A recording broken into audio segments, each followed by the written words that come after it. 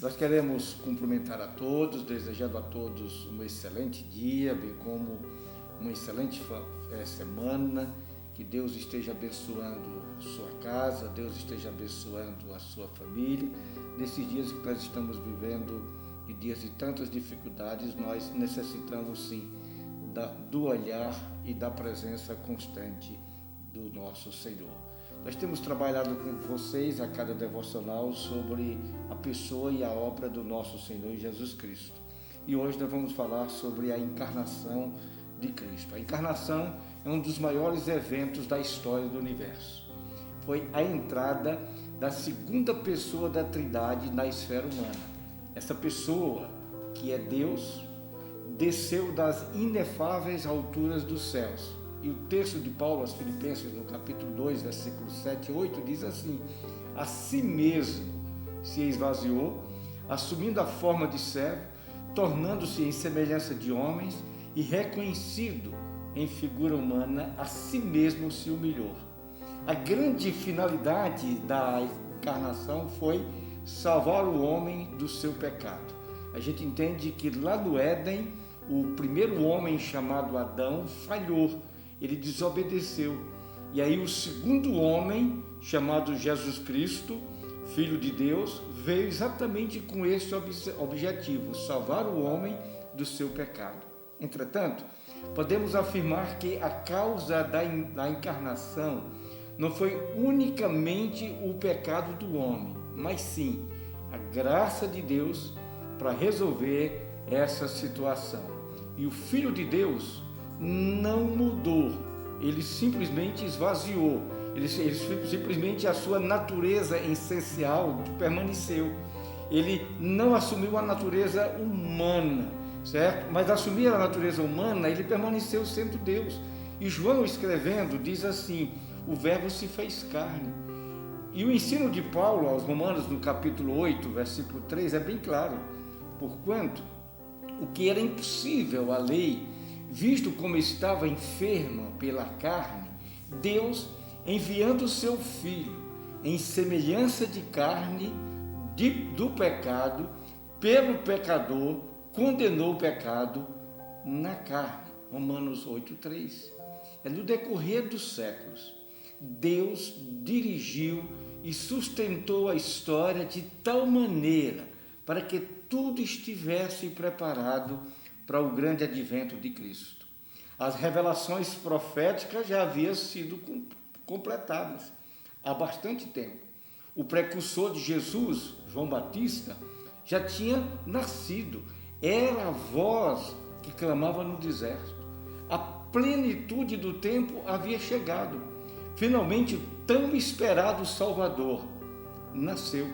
E os anjos, naquela noite, anunciaram aos pastores dizendo: não temais, porque eis que vos trago novas de grande alegria, que será para todo o povo.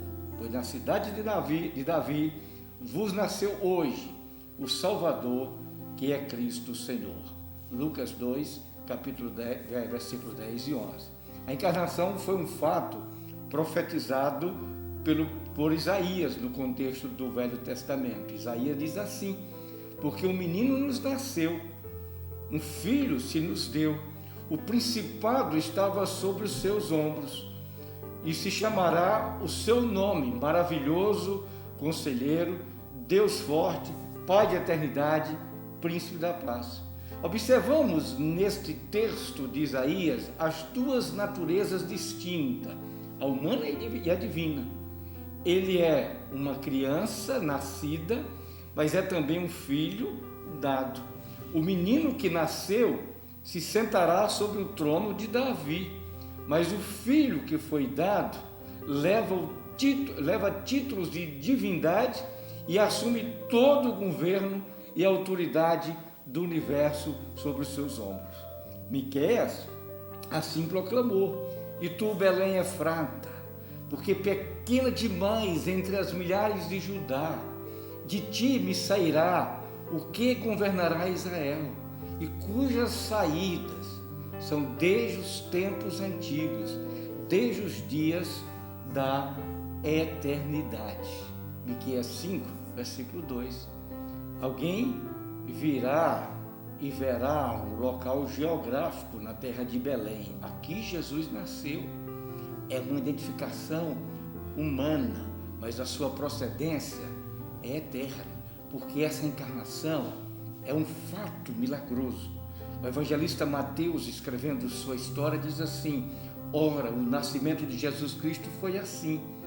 Estando Maria, sua mãe, desposada com José, antes de se ajuntarem, achou-se concebida do Espírito Santo. Jesus é obra do Espírito Santo. E aí eu quero concluir.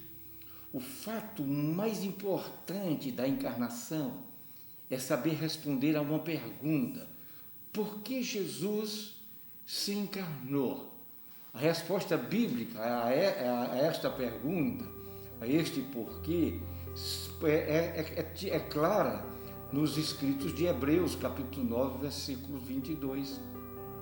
O texto diz assim: sem derramamento de sangue não há remissão de pecados.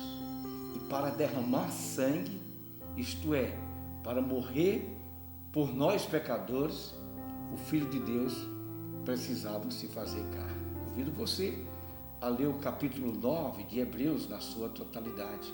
Se possível, leia Hebreus na sua totalidade, certo? É uma carta bastante interessante, mas o capítulo 9 todo, você vai entender. E eu quero aplicar isso à nossa vida, aplicar isso ao nosso coração. A encarnação é a condição essencial para a obra da redenção. Não poderia haver redenção. Eu e você, nós não poderíamos ser redimidos se Jesus não tivesse nascido. Você percebe a extensão da importância desses acontecimentos para a sua própria vida? Entenda que sem ela, todos nós estaríamos condenados, na expressão de Paulo, mortos nos nossos delitos e pecados. Mas foi a graça, foi a bondade de Deus que nos deu vida e vida em abundância. Que Deus abençoe a sua vida, Deus abençoe a sua casa, Deus lhe dê uma boa semana e que a graça e o amor de Deus, bem como a comunhão do Espírito Santo, esteja sobre a sua vida, hoje e sempre.